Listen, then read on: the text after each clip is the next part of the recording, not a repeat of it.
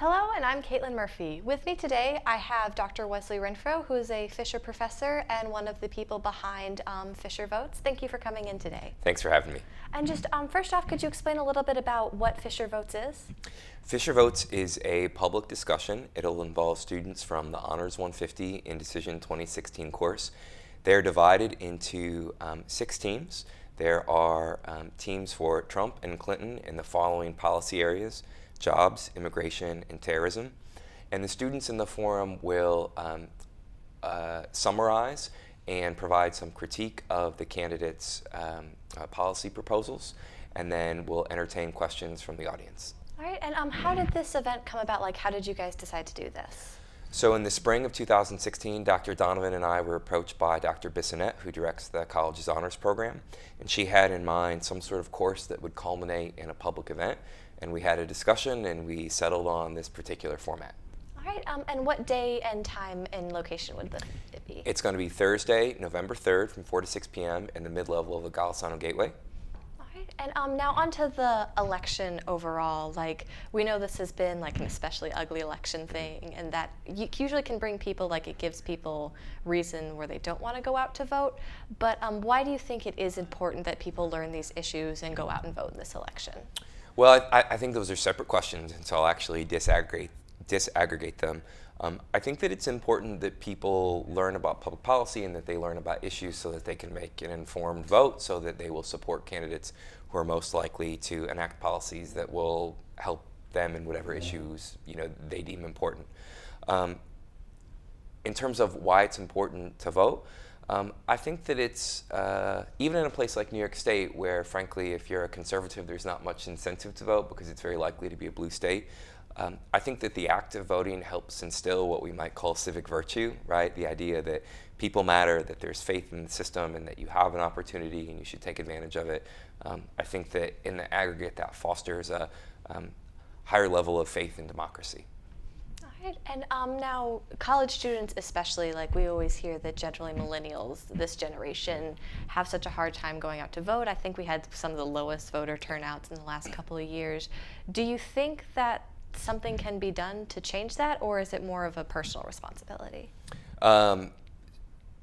So it's not only millennials, it's young people at all time periods in the past 45 or 50 years are not particularly apt to vote. So it's nothing special about millennials. In fact, as an age cohort, you are voting more regularly than my age cohort was when I was in a similar position age-wise. It's a really tough proposition to assume that young people are going to vote. Part of that is because it's a little bit more difficult, especially for college students, and there's an additional layer of absentee voting for many folks.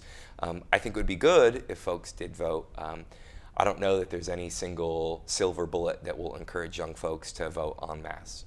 Right. And now this campaign overall, I think we've all seen and agreed that it's been pretty ugly. Do you think, is there a certain reason you think why this campaign seems to be more hostile than all the others have been in the past?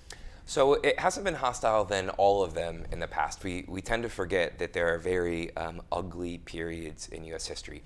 I do think that you're right. This one is certainly less wholesome than the past couple elections, maybe the past 4 or 5 or 6 elections. I think some of it has to do with the high degree of polarization. We have ways to measure that, and the country is more divided in terms of what they want and what they believe to be true than at any time in recent memory. I think some of it also has to do with the emergence of a 2-tier labor economy. We've had an 8-year economic recovery, but it hasn't benefited all people equally, so I think that there's just a lot of frustration, and that's boiling over.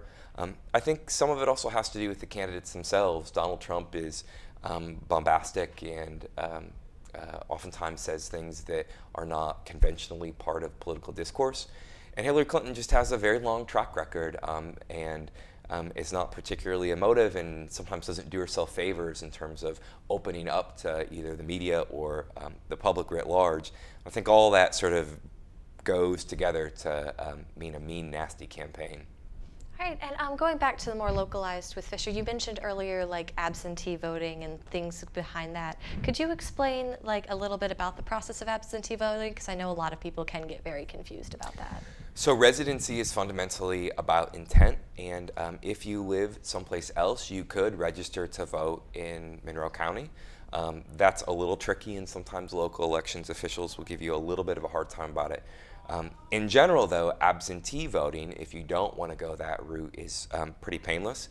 You can register to vote online, and as part of that, you can check a box that indicates that you'll need an absentee ballot. If you do a paper registration, you can also check the box for an absentee ballot, or you can simply request electronically or in paper an absentee ballot if you're already registered to vote. It's really simple. You give them your address and they will mail it to you, and it's incumbent upon you to fill it out and mail it back by the deadline. All right, and do you think that the divisiveness of this election will mean like more people doing the absentee ballots and maybe a higher voter turnout, or? So again, those are separate questions.